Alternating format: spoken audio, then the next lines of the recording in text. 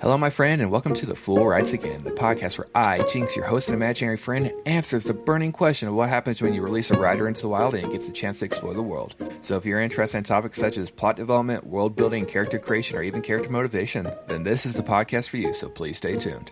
With that being said, on this week's most exciting episode, I'm going to answer the question of what happens when you release a writer into the wild and he gets to explore the world of cemeteries. What better way to do that than start off with a couple scenarios? First scenario being this. Imagine you're an individual who really needed a job.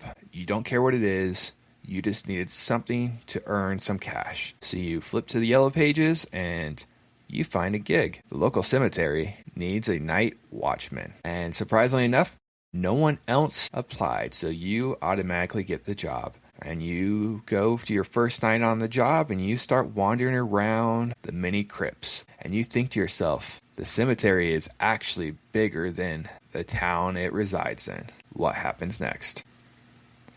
If that scenario is a little too plain for you, how about this one instead? Imagine you're an individual who wants to spend the night out in the town with your friends, and you're all looking for a place to party. All the bars in town are already closed, and none of you want to go party at your house. So what's the next best option? You're going to go to the local liquor store, buy a case of beer, and you head off to the cemetery. You jump the gate, you find a good little mausoleum to rest against, and you crack open your 30-pack, and you start drinking.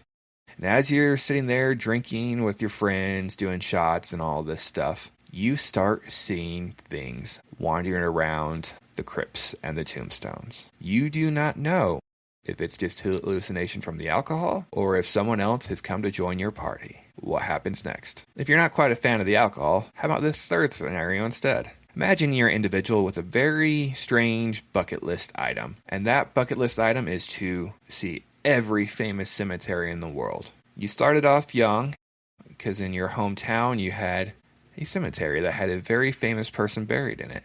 And you went in there and you wandered around till you found that individual's grave. And you started taking photos and you think, this is pretty cool. This is part of history. And you decide, I'm going to go to another one. Your next town over, they also have a famous person buried there. So you go visit that site. And gradually over the course of the years, you start visiting every cemetery that has famous people buried in them. And eventually you get to a cemetery that has all the famous people buried in them. And then one day you come across a cemetery where the famous person is actually buried on the outskirts, outside the fence of the cemetery. And it's not actually a part of the cemetery. What happens next? And then, just because I want to, here's a fourth scenario for you. Imagine you're a photographer and you like taking photos of landscapes and architecture and all this stuff. But over the course of your career, you've only done parks and forests and cities, and you decide you're going to expand upon your portfolio. And one day you decide to go to a cemetery. First time you've ever been in one. It looks pretty cool. There's lots of different tombstones out there. There's lots of different crypts and mausoleums and all this stuff. And the day is coming to an end, so the sunset's looking majestic in the sky, and you start taking photos. You don't really know what you're looking for. You're just looking at the cool scenes and sights and all this, and you manage to take a lot of photos. And when you go home that night and you start developing them, you start seeing images in those photos that you could have sworn were not there initially. Shapes that you recognize as people, but shapes that you guarantee were not there. What happens next? That should be enough with the scenario, so let's move on. I should explain that I am one of the individuals that really likes to see cemeteries. That's kind of the point behind this episode, that whenever I go to a town, I make it a point to look at the cemetery. I've been to several towns just to see the famous people who are buried there. In fact, the only time I've been to New York State was to go visit a cemetery in upstate New York. So I wouldn't call it a bucket list item for me to see every cemetery in the world, but it is something that intrigues me. And I wouldn't really classify it as weird. A lot of people out there have their weird desires and the things they want to see.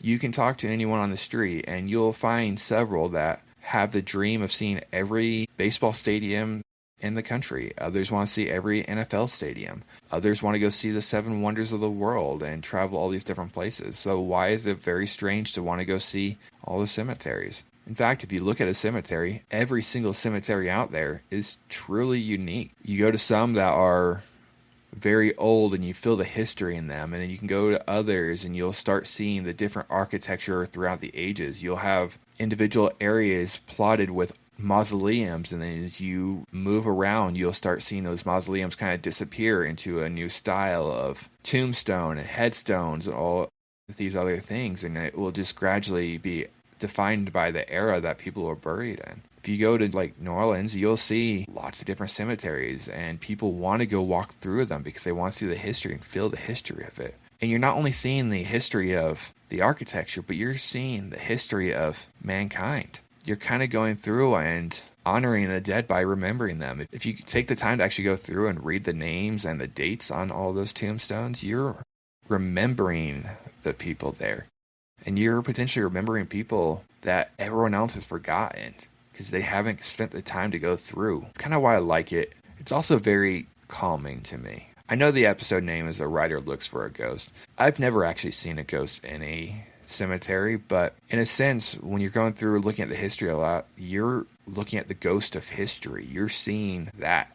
So yes, I enjoy visiting cemeteries. They're fun. And as I said, no two cemeteries are alike. Part of the reason for that is where they're constructed and where people are being buried. You'll see more mausoleums on top of the ground because the area used to be a swampland, and it was easier to preserve a body above ground versus if you were to try to dig a hole and bury them in the swamp. That doesn't go as well. Versus if you get to a more desert area, you'll see a lot more bodies under the earth because they're able to bury them. And going into one of my scenarios where the body was buried outside of the cemetery. I visited Deadwood a couple years back, and I was wandering around the cemetery where, Calamity Jane was buried, and there's a lot of famous historical people in that cemetery. And it's pretty cool. It's built on a hill. It's a lot of walking to get through it. Very difficult. But there's one person I visited there that is not actually part of the cemetery. He is buried outside of the cemetery, so he's not a part of it. And that was interesting to me. Why would there be a person who is not part of the cemetery? He's buried 100 yards outside of it. It gives you a lot to think about. So a lot of the point of this episode is world building. And you may not ever think about it when you're writing, but have you included a cemetery into your world? There's a lot you can do with it. It's not just something that exists. There's a lot of rumors that go along with cemeteries. You can use a cemetery for a whole bunch of things when it comes to writing and world building. For one, cemeteries have rumors, and you can include rumors in your story. Don't go to the cemetery after dark. The dead will rise. Pretty simple. It will keep people away from it at night.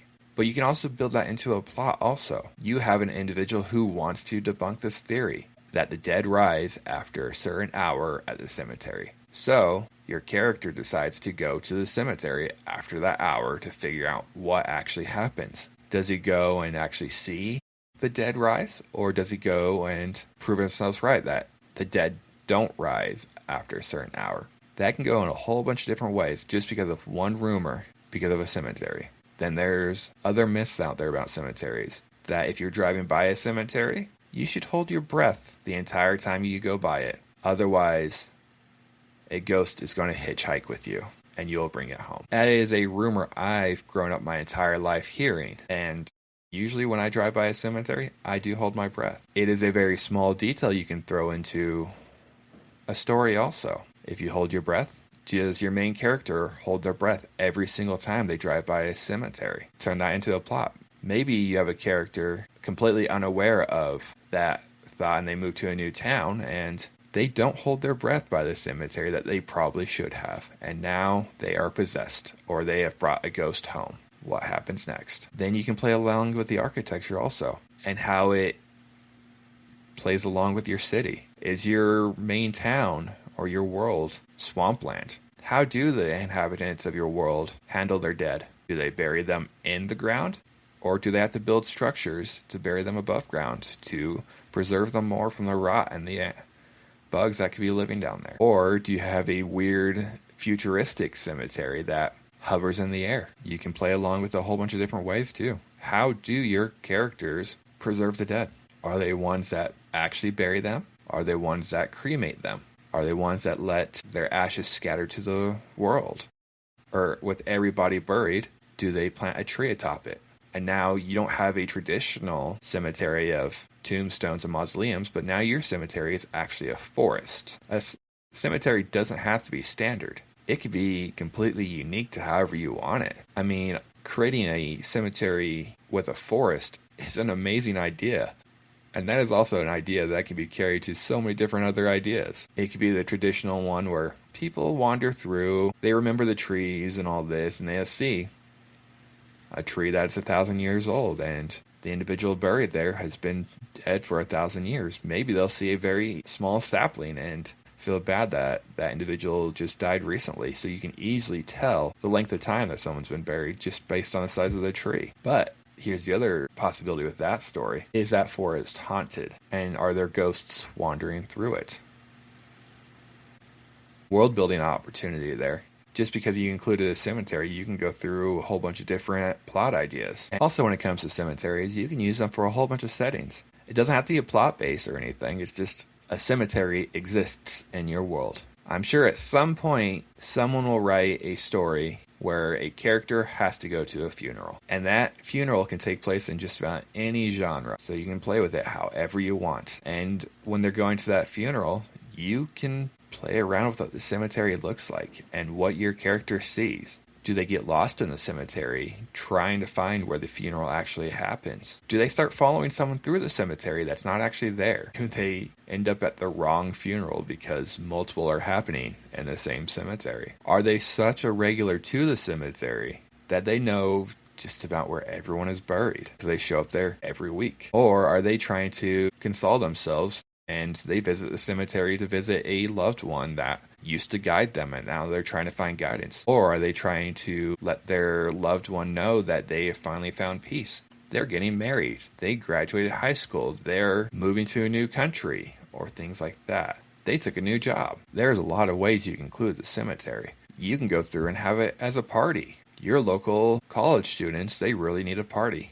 So they go to the cemetery every weekend and hang out there, bring their music, their speakers, their alcohol, and do what young people do.